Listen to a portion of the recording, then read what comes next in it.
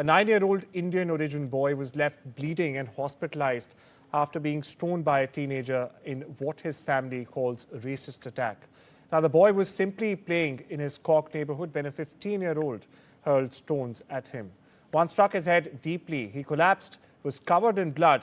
His family says it was no accident, it was hate, pure and simple.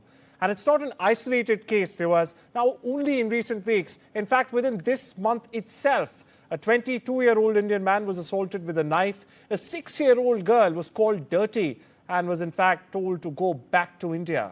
President Higgins has condemned the attacks, calling them despicable. But fear is rising. The Indian embassy, meanwhile, has also issued an urgent safety advisory. Community events are being cancelled. Parents are terrified.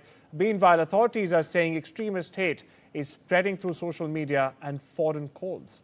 And now Indian lives, viewers, children's well-being are very well under threat. My colleague Dishha Bagchi joins me for more on this story. Dishha, could you give us a clearer picture of the atmosphere across the Indian community in Ireland? How are families reacting to this? And has there been any concrete response, so to say, from the government beyond just, rhetoric and condemnation? Right, so in terms of how the Indian community is feeling in Ireland as well as across the globe really, even in certain other countries, whether it's Australia, whether it's UK, there's a sense of fear, there's a sense of apprehension, there's a fear of uncertainty regarding these recent attacks, this recent spate of attacks really across the world, whether in Sydney, Adelaide, and Ireland, we're seeing, and it's not just that the victims are adults, that they're, in UK we saw yesterday the case of 2 sick men who were attacked, but in Ireland also various people of all ages have been attacked, whether it's 9-year-old children, 6-year-old children, but of course also adults. We saw the case of a Indian origin man who was also attacked just last week, but the most recent case, which is extremely disturbing, of a 9-year-old boy being attacked by a 15-year-old, being hit by stones, and he's faced really serious head injuries.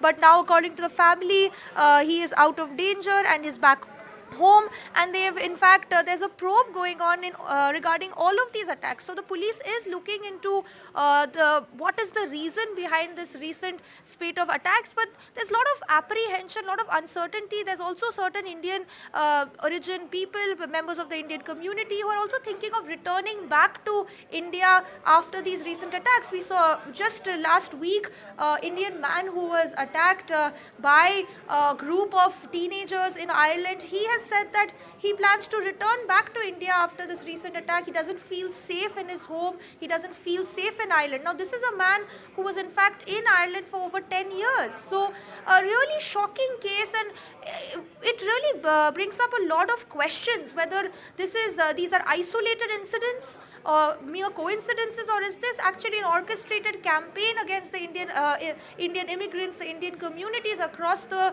globe by certain anti-India elements. Yes. So that's a very absolutely serious concern. Very important point you raised there, Dishha. First of all, these are not isolated incidents. We've been seeing a trend of these incidents, so to call a string of these incidents. And what's more disturbing here is that the fact that, all the perpetrators of these incidents, at least these 3 incidents, are teenagers themselves. Absolutely. So, many are also suggesting that there's been a increasing anti-India sentiment on social media, and which has led to a certain sense of radicalization of these teenagers across Ireland, across Australia and other such countries. Even in UK, we saw, as I mentioned, 2 sick elderly men were attacked by a group of teenagers. So really it begs the question that what is really triggering this rise in anti-India sentiments and these rise in racial attacks, because this is not something that's absolutely right, Dishha. And here at India Global, we'll of course keep on highlighting these stories, these trends which are not isolated, and keep on asking and hammering at the questions that really matter.